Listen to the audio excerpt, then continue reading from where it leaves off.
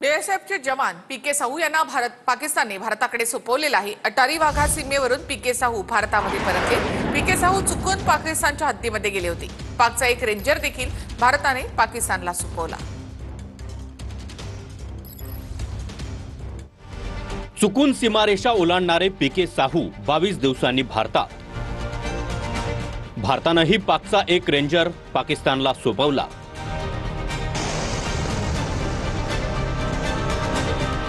23 एप्रिलला चुकून पाकिस्तानात गेलेले जवान पूनम कुमार भारतात परतले।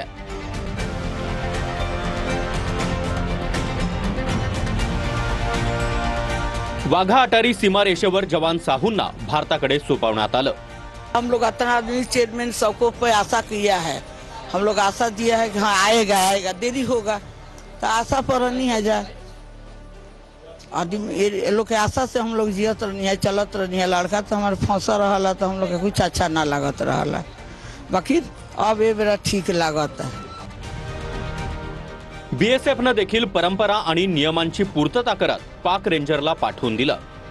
राजस्थानमधून पकडलेल्या रेंजरला पाकिस्तानच्या हवाली करण्यात आलं। दोन्ही देशांच्या डीजीएमओमध्ये चर्चेनंतर जवानांना परत पाठवण्यात आलं। बीएसएफच्या गणवेशामध्ये असलेले कॉन्स्टेबल पीके साहू सीमारेषा ओलांडून गेले होते। पंजाबच्या फिरोजपुरात गस्त घालताना साहू चुकून पाकिस्तानात गेले।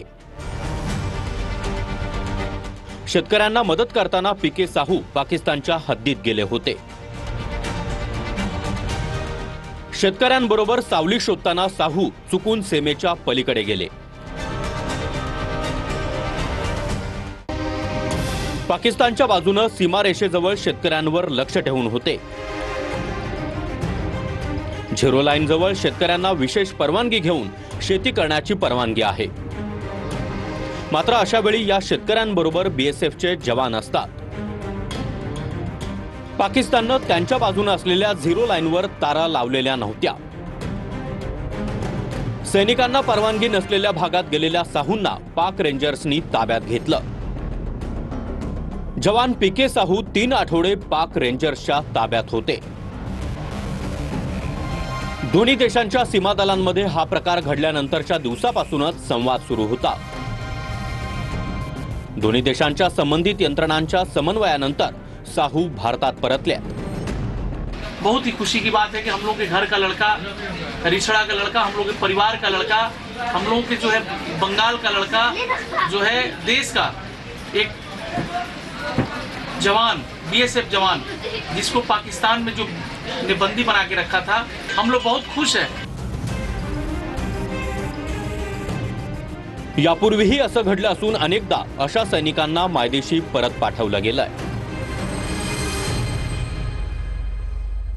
पाकिस्तानचे पंतप्रधान शहबाज शरीफ यांच्या सल्लागाराच्या घरी बॉम्बस्फोट झालेला आहे। यामध्ये सल्लागार आणि मंत्री मुबारक जेब खान यांच्या घराचा दरवाजा उद्ध्वस्त झालाय। घराच्या गेटजवळ अज्ञातांनी हा स्फोट केलेला आहे। पाकिस्तानी पंतप्रधान शहबाज शरीफचा सल्लागार आणि मंत्री मुबारक जेब खानच्या घरी बॉम्बस्फोट झालाय। बॉम्बस्फोटात मंत्री मुबारक जेब खानच्या घराचा दरवाजा उद्ध्वस्त झालाय। मुबारकचं घर पाकिस्तानच्या खैबर पख्तूनख्वा या प्रांतात आहे। बॉम्बस्फोट झाला तेव्हा शहबाजचा सल्लागार घरी नव्हता। मुबारक जेबच्या घराच्या गेटजवळ अज्ञात लोकांनी स्फोटकं ठेवली होती। अशा हल्ल्यांना घाबरत नसल्याचं शहबाजचा सल्लागार मुबारकने म्हटलंय। भारतीय लष्कराच्या ऑपरेशन सिंदूरमुळे पाकचं मोठं नुकसान झालंय। अनेक युद्ध विमानं तसंच अधिकाऱ्यांसह 50 जणांचा मृत्यू झालाय। स्क्वाड्रन लीडर उस्मान युसूफ आणि 4 एअरमॅनसह 50हून अधिक लोक यामध्ये ठार झाले। ऑपरेशन सिंदूरमुळे पीएएफ लढाऊ विमानं नष्ट झाली। पाक हवाई दलाच्या 20% पायाभूत सुविधा नष्ट झाल्या आहेत। स्क्वाड्रन लीडर उस्मान युसूफ आणि 4 एअरमॅनसह 50हून अधिक लोक यामध्ये ठार झाले।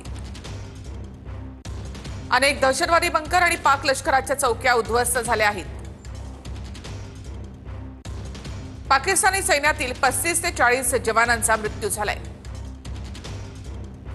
अमेरिकेने यशस्वी मध्यस्थी करत भारत पाक मधला वाद मिटवला असा पुनरुच्चार डोनाल्ड ट्रम्प यांनी केलाय।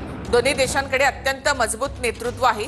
दोन्ही प्रमुखांना म्हणालो, वाद नको, आपण व्यापार करू, असं ट्रम्प यांनी म्हटलेलं आहे. There is, and you saw that when I knocked out ISIS in 3 weeks. People said it would take 4 years, 5 years. We did it in 3 weeks. Just days ago, my administration successfully brokered a historic ceasefire to stop the escalating violence between India and Pakistan. And I used trade to a large extent to do it. I said, fellas, come on, let's make a deal. Let's do some trading.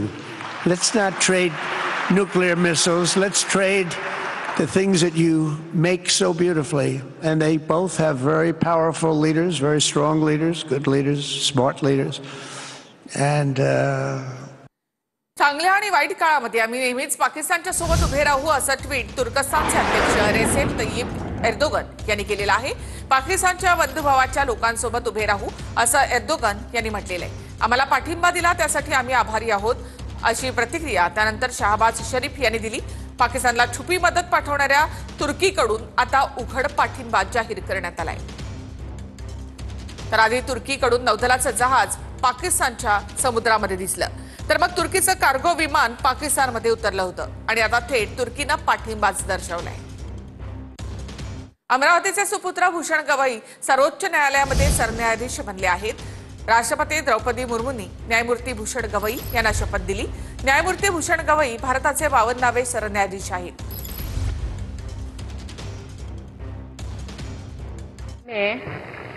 मैं Bhushan Ramakrishna Gavai BR गवईंनी भारताच्या सरन्यायाधीश पदाची शपथ घेतली. राष्ट्रपती द्रौपदी मुर्मूंच्या हस्ते राष्ट्रपती भवनात भूषण गवईंचा शपथविधी सोहळा पार पडला. भूषण रामकृष्ण गवई हे भारताचे 52वे सरन्यायाधीश आहेत. सरन्यायाधीश भूषण गवईंचा कार्यकाळ सुमारे 6 महिने 10 दिवसांचा असणार आहे.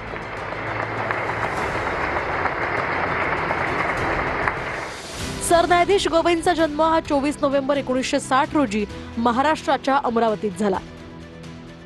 सरन्यायाधीश गवईंचे वडील RS गवई हे आंबेडकरी चळवळीचे नेते होते.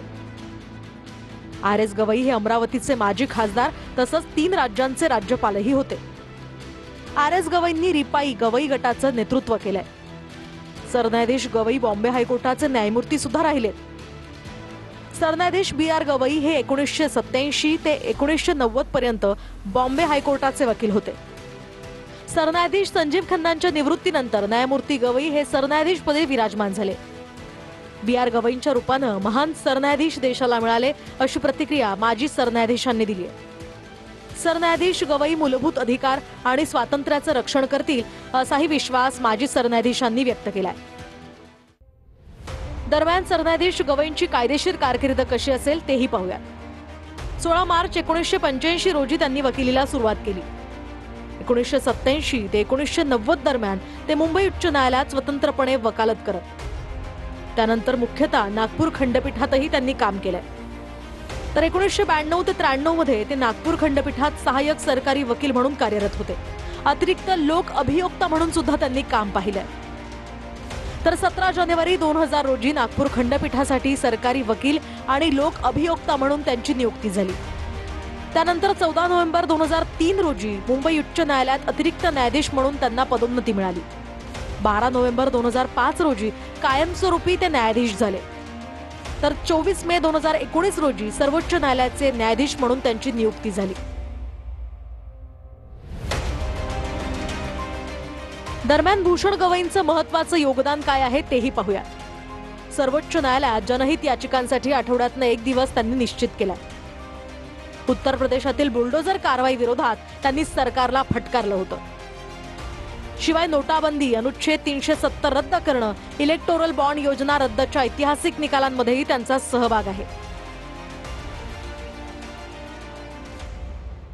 पक्षामधील गळती रोखण्यासाठी पवारांच्या पक्षाकडून एकत्र येण्याची वक्तव्य केली जात आहेत, असं राष्ट्रवादीच्या साप्ताहिक बैठकीत अजित पवारांनी म्हटल्याचं सूत्रांकडून कळतं. दोन्ही पक्ष एकत्र येण्याच्या चर्चा सुरू असतानाच दादांनी हे वक्तव्य केल्यामुळे चर्चांना उधाण आलंय. त्या दोन्ही राष्ट्रवादी एकत्र करण्याबाबत प्रस्ताव आलेला नाही. शरद पवार यांच्या पक्षातून अनेक पदाधिकारी निघून जात आहेत. पक्षातील गळती रोखण्यासाठी त्यांच्याकडून एकत्र येण्याबाबत विधान करण्यात आलं असावं. दत्तात्रय भरणे यांच्या सिद्धगड या शासकीय निवासस्थानी पार पडलेल्या बैठकीत अजित पवार यांचं वक्तव्य. पक्षातला एक गट दादांसोबत जाण्यासाठी आग्रही, पवारांचं काही दिवसांपूर्वी वक्तव्य. संसदेत विरोधी बाकावर बसायचं की नाही हा निर्णय सुळेंनी घ्यावा, पवारांचं वक्तव्य.